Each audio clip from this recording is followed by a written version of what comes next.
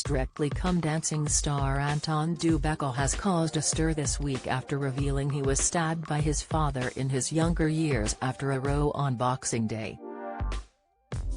Appearing on a new series of ITV's Life Stories with Kate Garraway, the 57-year-old opened up about how his Hungarian father, Anton, was an alcoholic and hated that he was a dancer.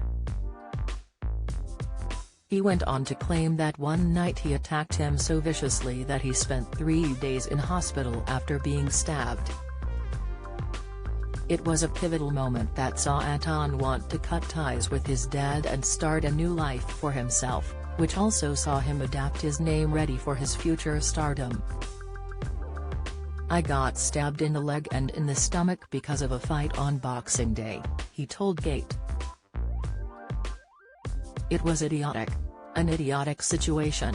I remember walking out of the house to walk up to the hospital, holding my leg, and a police car drove past and I waved him down. And I said he's in there with a knife. Anyway, they carted him off and I ended up in hospital for 3 or 4 days." This is the first time Anton has spoken about being stabbed by his father, but the dancer has previously revealed that he was violent, although not to his mother Conchita or his sister Veronica, only towards him as he was a young man. Speaking to The Times in 2020, he explained how his dad had beaten him with a belt when he was drunk, saying, "He was the hard, Eastern European type. Heavy drinker, heavy smoker. It was a different time and you'd have the belt taken to you and stuff like that.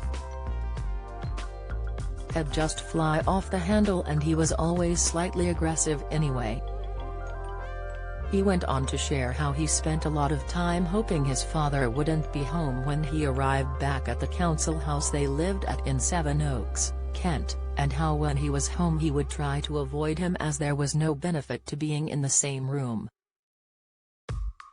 This was especially true after he started dancing, as his father wasn't supportive of his talent and any comments about it would be derogatory.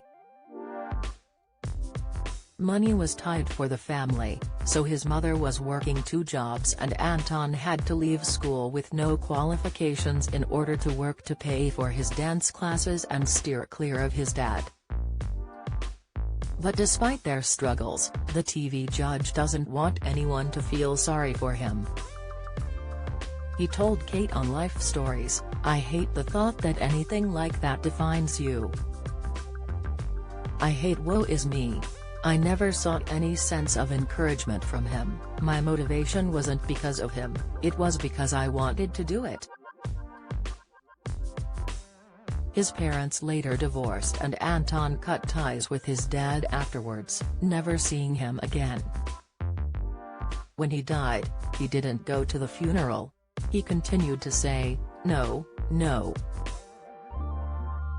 I don't want anyone to feel sorry for me because everything was about moving forwards. And I felt sorry for my mom, that was the thing. It was her husband and she's working 2 jobs, she worked every day of her life, and he chose to drink and be violent. It's just life, you just carry on." And in order to keep moving forward, Anton decided to make one other big change in his life, and that was changing his name. Anton Du Beke is in fact not his real name, despite what we all might think. The dancer was born Tony Beke, but he wanted to leave that person behind when he was trying to make it as a star, shedding Tony Beke, who grew up on a council estate, to become Anton Du Beke, the showman. He added, "I wanted a new start and a new beginning, and I wanted to leave what went behind, and then move on with the rest of my life. I just wanted to be me. And the rest, as they say, is history." Anton has gone on to have an incredibly successful professional dancing career, becoming the longest-serving professional dancer on Strictly until he took over as a judge on the show in 2021 when Bruno Tonioli departed. Over the years has been paired with numerous famous faces, spinning them around under the glitter ball, including Emma Barton, Jackie Smith, Judy Murray, and Anne Widdecombe. If this wasn't enough, Anton has also featured in a Madonna music video, competed in BBC Two's The Underdog Show, and fronted a UK version of Hole in the Wall for BBC as well as Step Up to the Plate. Aside from this, the dancer has also tried his hand at singing. Released his own studio album in 2017, called From the Top.